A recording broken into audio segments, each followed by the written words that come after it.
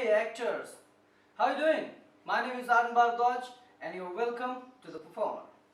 It's got to be this fluid kind of morphing idea. Otherwise, you're kind of putting up barriers, and you've turned something fluid into something rigid.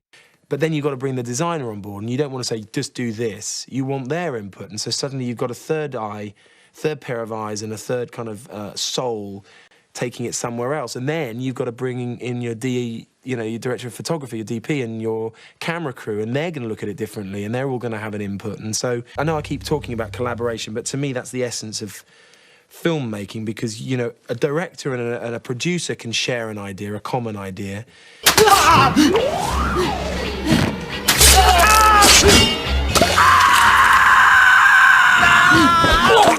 Chekhov's techniques for acting are based on one primary point of reference. This point is movement.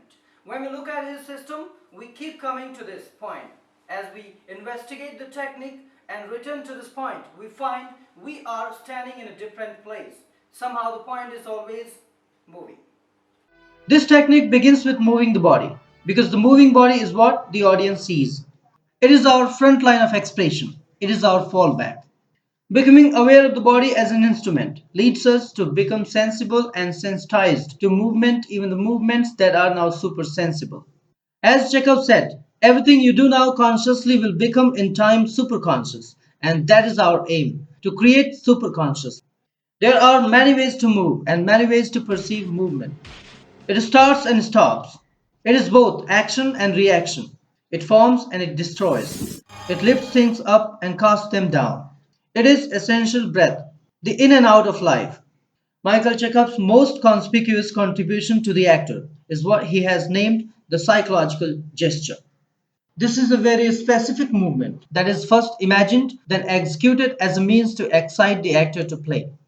It is in many ways a question posed by the actor, a question concerning the how of this or that expression, receiving the answer in the initial difficulty of the technique, and this brings us back to the body, which must become sensitized to the movements it can make. Our instrument is the same body that carries on life. It eats and sleeps and makes love. It laughs and cries. It dies. Experience is coming to us through our bodies as sensations. Our bodies record this as knowledge. We speak a language of experience we are comfortable with, using words, pictures that are absolutely connected to movement. Perhaps we are too comfortable in that we have lost a connection to the original statements. What do we mean when we say, she fell into despair, fell into confusion, or fell in love, or fell asleep? How can these things be connected? Do we really fall into them? Behold our common language of movement. We say we are either moved or not moved by things. We get behind them or we throw them out of our lives forever. No one likes to feel pushed into things, and we are quick to dump this on people. But sometimes it is sweet to be pulled along until we are joined willfully, at which point we begin to flow and we are picked up by this flow, so our spirits are lifted until they fall again, when we may be induced to tear away or fade away. Or perhaps the fall has happened because we have been torn apart. Our hearts go out to others, or they break. Our chins drop. We rise to the occasion and swell with pride. We shrink in fear or firmly stand the ground. We feel others out, put our heads together, and touch upon the problem, sidestepping the real issue until we are able to draw conclusion, and then finally rest assured, etc. Movement is at the center of these statements, so it is essential we pay attention to movement. The movements we make, the ones made around us, and the ones happening with us. Chekhov has said that there are two ways to work. There are two ways to concentrate, and he makes it clear which way he prefers. Nothing will happen the way we want it to, unless we concentrate in the way he suggests. If we follow his lead here, then something happens.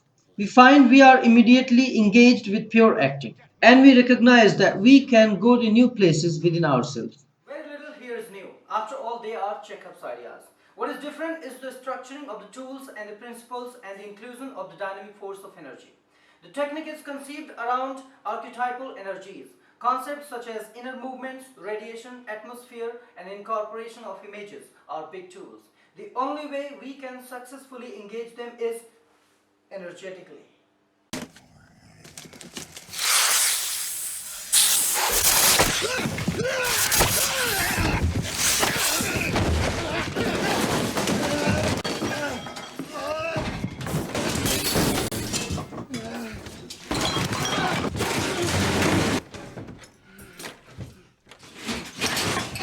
For more videos and acting tips, subscribe, like, share, and make sure to write your comments below.